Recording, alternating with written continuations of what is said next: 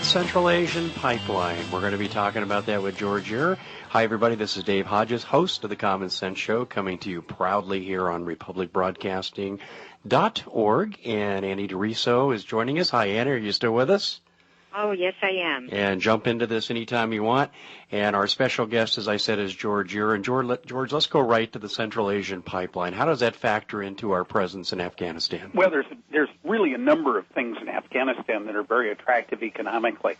First of all, there is some Central Asian oil up in the Uzbekistan area and Turkmenistan, and there's quite a demand for that oil down in places like southern Pakistan and even India. And so obviously whoever controls Afghanistan controls that oil. Then too, there's the hunger that India has for natural gas. And again, if you look at up in the Absheron oil field, which is up in the Caspian Sea area, there are some gas pipeline routes that have been proposed from there, and there's another unpronounceable gas field up kind of in the northeastern part of Iran. And India, of course, is just going great guns in terms of economic development. And to fuel that, they're going to need lots of energy. So along comes the economic incentive for somebody to build a gas pipeline, too. And the other thing that's a big cherry to be picked in Afghanistan is the poppies. I know that's a terrible mixed metaphor, but the drug business is still the drug business, and frankly, the warring is not so much over whether heroin is going to disappear, so much as it's really over how much heroin is going to be produced by whom and who will get the grease. Mm-hmm. So, and it's a hell of a spot to put our good American fighting men and women in a war where we do not have clear objectives. As murky, bad, awful, hot, stinking, sandfly pit Iraq was, at least we had a nominal benchmark of reestablishing an elective process and bringing in freedom as long as they went ahead and signed the oil contracts eventually, right? Yes. Okay. We don't have that equivalency. We don't have, we understand that Islamic militants are doing training up in the hills someplace in Afghanistan. No argument. On the other hand, though, we're on the verge of making the very same mistake that the Russians made. Yes. The Russians, if you ever listen to one of my favorite analysts of military affairs is Wynne Dyer. And if you ever read any of his work about how the Russians really became bogged down in the horrors that they went through with Afghanistan, I'm sure that the folks up in the Kremlin have got to be laughing hysterically at the dumb, foolish Americans.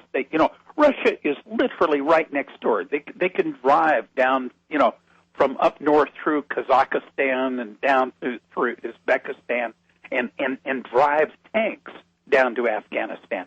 They got their butt kicked. It took 10 years. And I got news for you, in case anybody has forgotten how tough the Russians are. The World War II stands at Leningrad, Moscow, and places like that are testaments to people defending their homeland. And ultimately what seems to be the true core of war that war after war teaches us is that people defending their home soil tend to fight to the death much more than people who are not from that home soil, who are not fighting for a clear objective. And so right now, frankly, my opinion is that we're on an economic disaster course. Well, I think there's no question, and you have to wonder what the Pentagon military planners are thinking. I mean, does Vietnam ring a bell? And as you already mentioned, Russian gunships being shot out of the air with surface-to-air missiles supplied by the CIA, which leads me to my next question. Who is supplying the Taliban and Al-Qaeda with weapons in which they're engaging our troops? Oh, gosh. Did you ever see the movie Lord of War? No. Nicolas Cage. Good movie. Got to see it. It's probably the best look at the weapons trade I've seen in popular film. But essentially, anybody who wants a piece of the narcotics action can cut a deal and bring in weapons. Now, it's not without risk. Don't get me wrong. I mean, that's a brutal, ugly business. People die every day, smuggling arms and so forth. But Iran certainly has some vested interest in keeping the U.S. occupied over there. No question.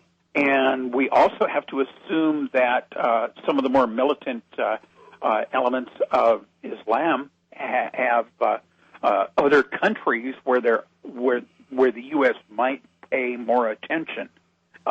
Yemen, for example. But instead, as long as we're preoccupied in Afghanistan, securing pipeline routes and poppies, and the other part of it is too. There also are some pipeline routes that could take that energy off to China. And so, if the fields in the northern part of Afghanistan were to be linked up with China, China's got some real incentive and a huge thirst for oil.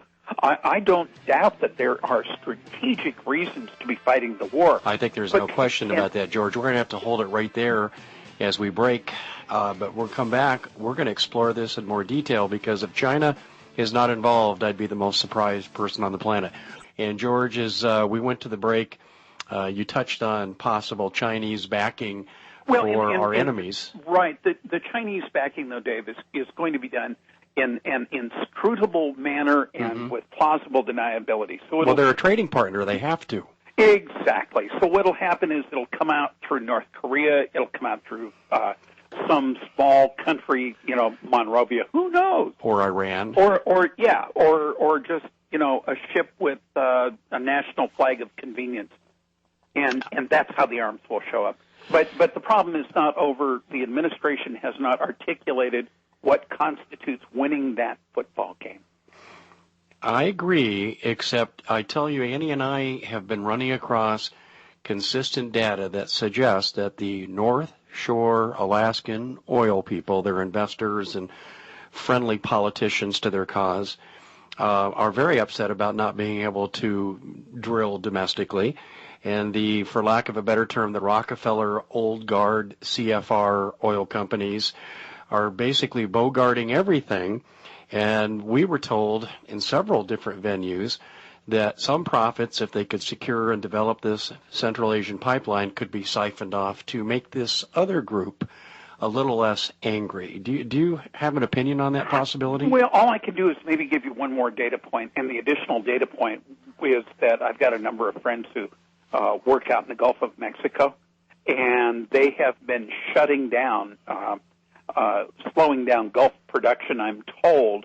I'd have to go hit the mine and mineral management division of USGS and see what the current production run rates are like. But I've heard that a lot of U.S. capacity is being shut in order to try and preserve U.S. resource and soak up some of the cheap oil from other parts of the world right now. Okay, and along those lines, Annie, you had a question for George as well. Well, yes, on the economics end of it, George, what is your opinion? Do you think that gold and silver major mining stocks are going to survive the storm? I think they probably will. The difficulty, though, and I think Cliff mentioned this, is the whole matter of integrity of markets. The thing about holding an asset is it's almost like a teeter-totter. You can put, on one side of the teeter-totter, you can do what both Cliff and I have done, which is really load up on the things that you want to have around the house in the event that trade with China. You saw the pictures, I think, Annie, of the ghost ship fleet. Something like 16 or 17% of the world's merchant fleet is moored off of China right now. Right. Yeah, no place to go, nothing to do, right? And I've also heard that a lot of U.S. manufacturers of nominally U.S. assembled product that rely on overseas components out of China are starting to run into some just-in-time supply issues because they're just not able to get the kind of replacement parts they want. So So what I think the mental balance, and it's different for everybody, is on one side of the teeter-totter, you want to have a year of food, you want to have 6 months of clothing for all seasons, you want to have a bicycle or some kind of transportation that doesn't depend on gasoline, maybe a year's worth of batteries for flashlights for half an hour a night, maybe a crank-up radio, right? So you can't eat gold, you can't eat stocks, but by golly, you can sure make something out of a 50-pound pail of wheat, right? That makes exactly. a great deal of sense. I think people should also get the band radios, that we used to listen to as kids. So if you can't send out news, you can at least listen to news that's coming from all over the world with those band radios. Well, and they took the ham radio, took the Morse code requirement off some number of years back, and it's really easy. Ham radio clubs all over the country, you can get communication skills that are first rate. Take you maybe 8 hours on a Saturday to do it, and it's really worth it. But back to the gold question. The problem is that we live in a world where the reality is that paper assets and digital assets really do mean something. However, that said, you have to figure out what your own personal comfort level is on this great teeter-totter. How much risk are you willing to shoulder if, God forbid, the Hiroshima on American soil ever happened? The question is, how long would it take for that digital resource that you've got, whether it's 1,000 shares of a paper gold stock or, a certificate of deposit for X number of ounces in some foreign country? How is that going to settle? How is that going to clear? The other side of it is, do you have an AK-47 at the bedside to protect your assets? And those are, everybody's got their own comfort level. It's reality. It's the reality. Yeah, there's no one size fits all on this stuff. I mean, out here where we are,